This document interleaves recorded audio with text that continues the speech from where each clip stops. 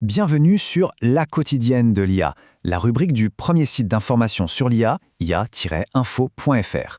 Aujourd'hui, on se penche sur un article de Didier Taormina, publié en mars 2026, qui met en lumière un phénomène à la fois discret et ultra puissant.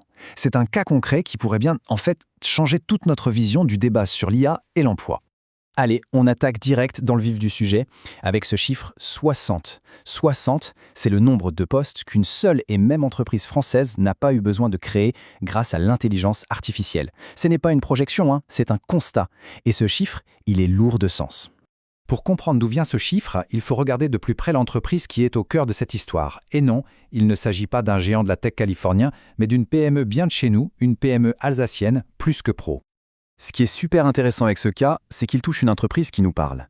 Fondée en 2014, Plus que Pro, son métier, c'est d'aider les artisans, les commerçants du coin à gérer leur réputation sur Internet, en certifiant les avis de leurs clients.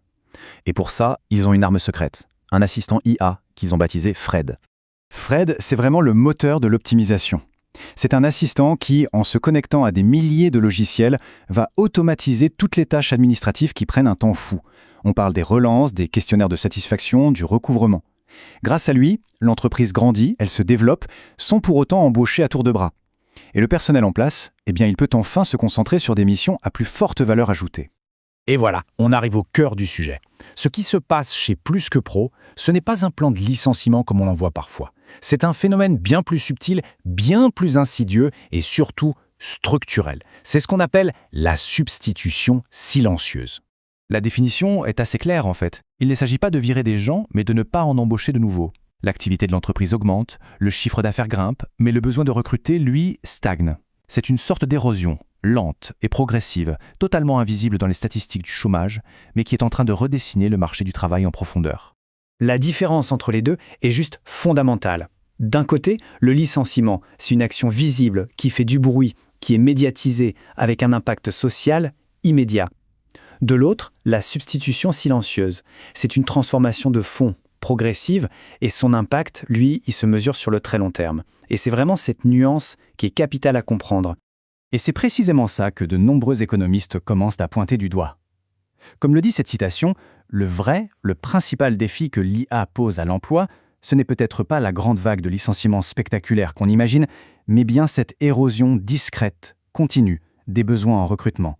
Bon, maintenant prenons un peu de hauteur parce que le cas de Plus que Pro, ce n'est pas juste une anecdote isolée, c'est le symptôme d'une tendance bien plus large. L'IA est en train de devenir une brique essentielle, structurelle pour toute notre économie.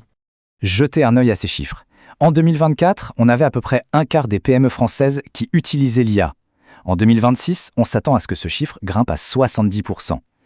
70%. En à peine 2 ans, on passe de l'expérimentation à une véritable industrialisation de l'IA au cœur de nos entreprises. C'est exactement ce que nous dit un cabinet comme Deloitte. L'IA, ce n'est plus le petit gadget sympa, l'option stratégique qu'on envisage. Non, ça devient le cœur de l'infrastructure économique moderne.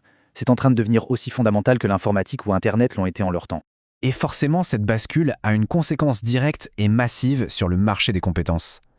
La demande pour des gens qui maîtrisent l'intelligence artificielle a littéralement explosé, plus de 245% en un an seulement. C'est aujourd'hui la compétence la plus recherchée au monde. Du coup, avec tout ça, la question que tout le monde se pose évidemment, c'est quel avenir pour nos emplois? Est-ce qu'on doit vraiment avoir peur d'une destruction massive de postes? Les projections pour la France, elles, apportent une vision un peu plus nuancée.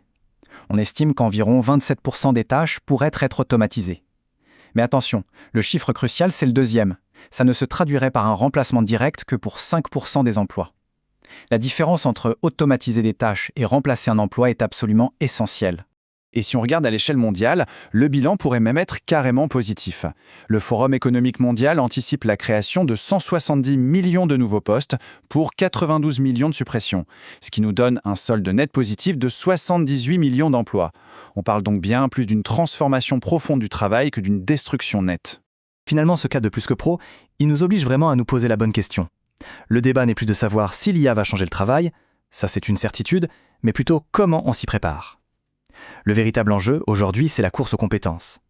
Retrouvez toute l'actualité autour de l'intelligence artificielle sur le portail ia-info.fr.